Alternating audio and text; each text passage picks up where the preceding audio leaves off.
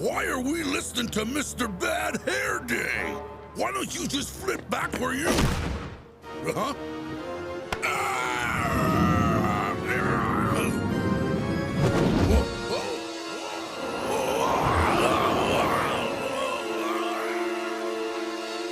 Wow! I didn't think anybody could do that to Juggernaut. Nobody from Earth. All right. Hello, everyone, and welcome back to another episode of, I was about to say Heroes and Villains. Anyway, if you guys are following the other series, I'm sorry. It's kinda. It's kinda. It's GospelX. Gospel according to the X-Men. My name is Jonathan, and of course, my friend here is Henry. As we continue on this journey through the animated series of the 1990s with season 3. Am I right? Or season 2? Yeah, season 3. Season 3. Episode 4. I think it's actually 5. Oh, it's 5. Oh my goodness. Okay, season 3, episode 5. The Crying Banshee or something like that, right? Yeah. So you only saw him one time too. Yeah, no kidding. And then we show you briefly a clip and showing about just highlighting Juggernaut. So, and you must be wondering why we chose this scene as opposed to the other scenes. So, Henry, how about you kick us off? Why did we choose this scene where Juggernaut gets schooled by the gladiator? Well, first of all, this scene is hilarious, right? Because when you're watching this episode, you know, Juggernaut is basically, he's the biggest kid on the block. Nobody messes with the Juggernaut. He's so used to using the power that he has to take whatever he wants. At the very beginning of the episode, he throws Xavier out the window. He takes, he basically manhandles Landra. When Eric the Red betrays them, right? He basically picks him up and threatens to break him in half. Yeah. And, you know, it just goes to show the mentality of the Juggernaut, that he has such a perceived sense of his own power that he doesn't think that anybody can hold him back and actually stop him. Right. Until Gladiator flies in from the sky, and then he says to Gladiator, hey, you know, why don't you go back to where you came from? And he tries to just punch him, and he just gets picked up by the wrist and thrown into the middle of the ocean.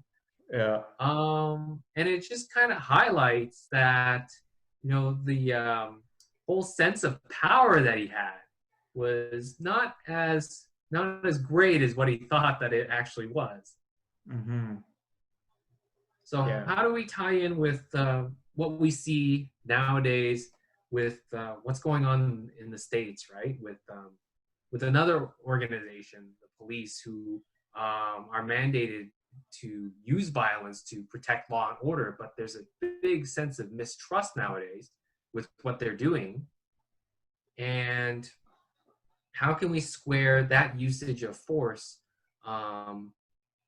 with a morality? Yeah. Basically, you can't just use it to get whatever you want just because you have it. You have to use it for the correct reason and for the correct purpose. Otherwise, you become some Juggernaut that just uses it indiscriminately against anybody. Yeah, we would use that word called justice, wouldn't we? Mm-hmm. You know, like Justice. when you, like violence that is used indiscriminately is injustice. Actually, violence is not even supposed to be used by the authorities, especially the authorities are given power to. The violence should be needs to be in the realm and contained within that realm of justice. So hey, elaborate on that. So for what's going on in the States, for those who live in a cave and have no idea what we're talking about, we're talking about right now. The date is June the 5th, 2020. And it's still going on. The protests are going on still down in the States in many cities, including some cities in Canada as well. I think the most recent one this morning was in Ottawa. And it's with regards to solidarity for Black Lives Matter, the Black Lives Matter movement, where a black man, innocent black man, was killed by police. Right, and so these protests were in response to that.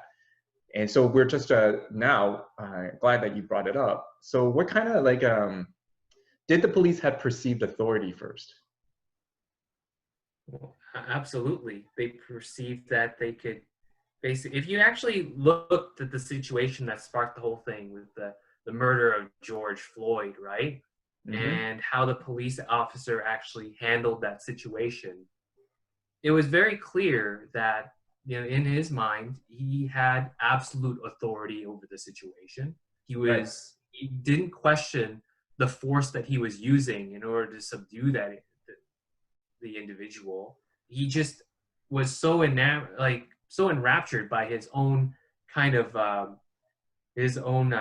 like, I don't know, you call it strength, you call it like ability to use the force.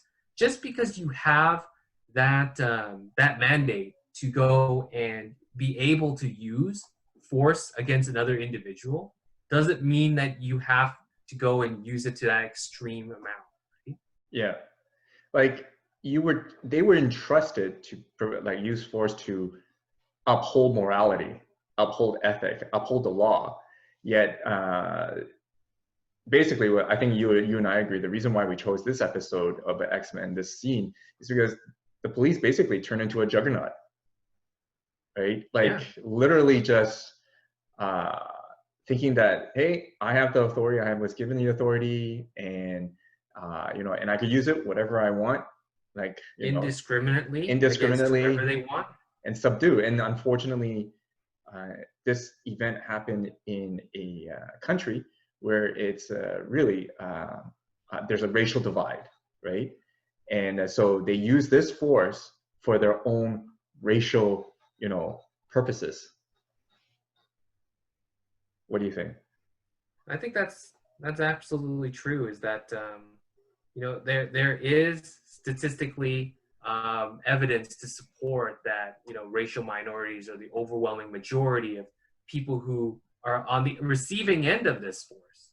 Yeah. So, you know, it just goes to show that there is that perceived injustice is actually true. And now we see the response to those people who are protesting in the streets.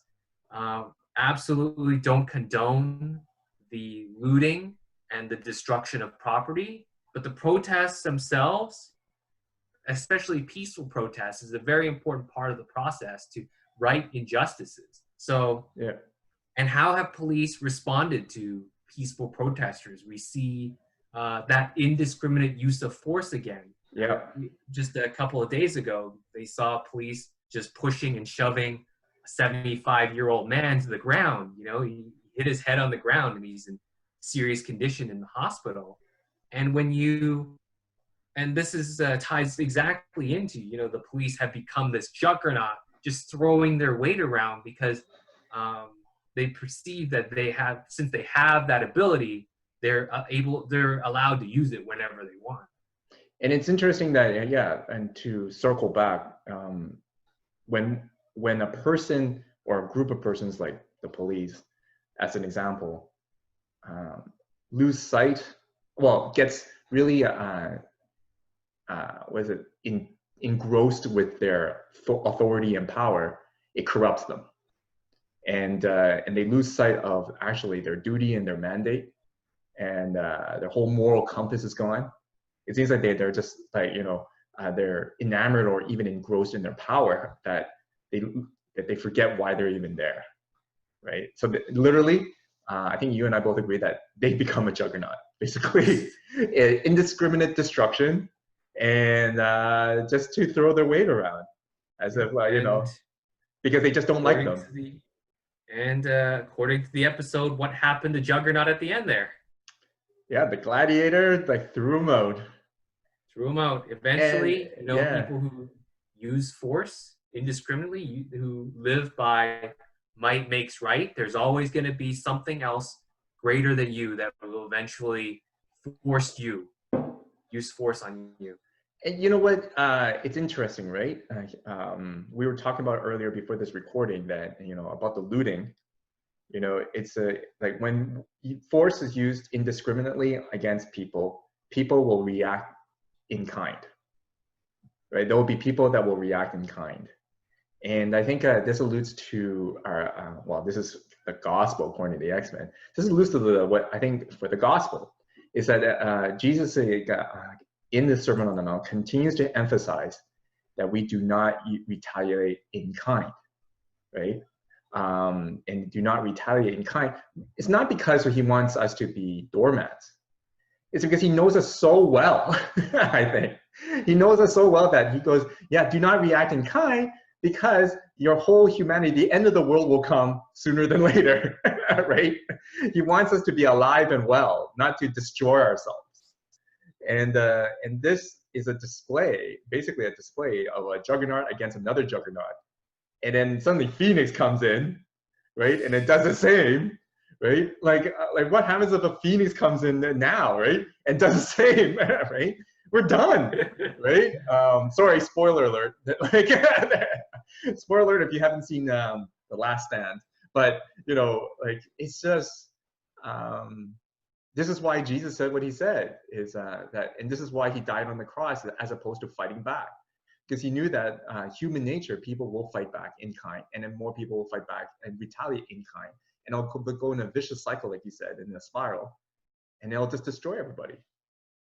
That's obviously not a good thing. So, anyway. according to, and the Juggernaut faced that firsthand there.